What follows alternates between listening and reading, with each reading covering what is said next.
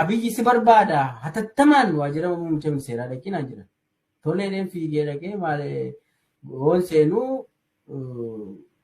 ganama seenee akka lakkoofsa biyya sanaatti sa'aatii 2 fi daqiiqaa 20 wayiitti seeneen gaafa ol seenu achasnatti dhufee na dubbisee dhaabannee dhumatu jirru maallaan jedhe waan dhufteef beekta miti milkeessanaan jedhennaan lakkiin beekuu muummicha ministeeraas barbaadannaan dhufee jedhe jennaan hin beektu taanaan buna kee dhugii gali kaa'uu naan jedhe deemii naan jedhe.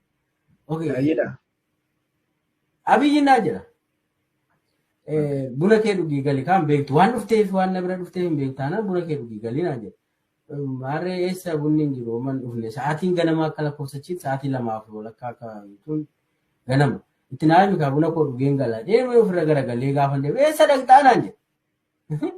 Deemi naan jettee man deemaa jiraan jedhee taa'ii eessa dhaqxaa jedhee okee deem taa'ee xinnoo natti xiqqoo ulfaatee maaliif kaleessa walgahii dhiistee galtee naan jedhe.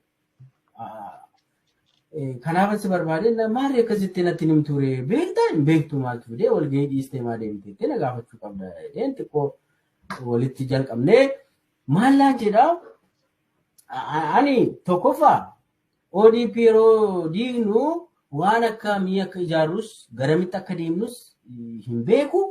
Kanaafuu waan hin beekneef mana hin beeku hin diiguu amma hin beekutti ani ODP kana hin beeka hamma hin beekutti jedheen sana fudhannee waan baay'ee irratti waliin haasofnee dhumarra maallaan jedhaa dhumarra kun egaa naannoo kan beektaa naannoo Noovembarii 2019 jechuudha. Gara waggaa 3-4 jechuudha bilchiginnaan utuun uumamiin dura gaafa. Maallaan jedha dhumarra milkeessa naan jedhe. Erga sa'aatii 2 ol wal falmine milkeessa. Keessa teessanii narratti hojjechuu hin danda'amu. Namni kamuu namni kaayoo koo fuuldura dhaabbate hundi kan keessa jirus karaa cufuudhaas yoo yaalta ta'e hiriira ba'uudhaan hin yaalta yoo ta'e laga buutees qawweedhaan hin yaala hojjetta ta'e filannoodhaan masaraa kana keessaa abiyyiin nan baasattee yaadda yoo ta'e rasaasa miti jedhe albeena ciree fixa kan immoo agartan. Nama mul'ata koo fuuldura dhaabbatu hunda sitti agarsiisan hin argitan moonaan jedhe.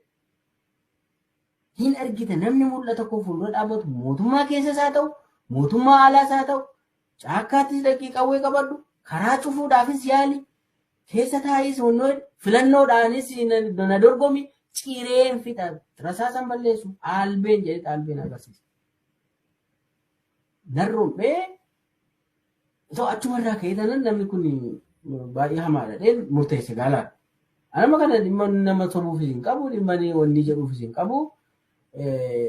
So namichi kun nama dhiigaan taphate nama dhiiga lammileetiin taphate aangoof jecha waan hunda nama godhu. Abiyyi si barbaada hatattamaan waajjira muummicha ministeeraa dhaqinaa jira.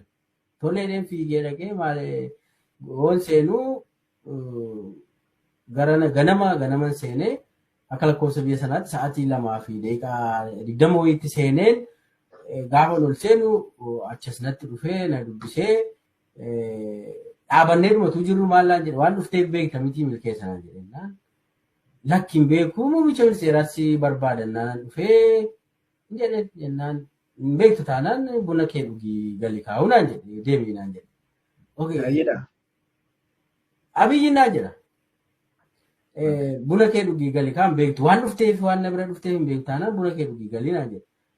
Maarree eessa bunni hin jiru man dhufne sa'aatiin ganama akka lakkoofsachiitti sa'aatii 2 akka jechuun ganama. Itti naa mikaa buna koo dhugeen gala deemee ofirra garagalee gaafa deemee eessa dhaqxaa naan jedhe. Deemi naan jettee man deemaa jiraan jedhee taa'ii eessa dhaqxaa jedhee okee deem taa'ee xinnoo natti xiqqoo ulfaatee maaliif kaleessa walgahii dhiistee galtee naan jedhe. Kanaaf si barbaade maali akkasitti natti nim ture beektaa hin beektu maaltu fidee walgahii dhiistee maa deemteetti na gaafachuu qabda jedheen xiqqoo walitti jalqabnee maallaan jedhaa.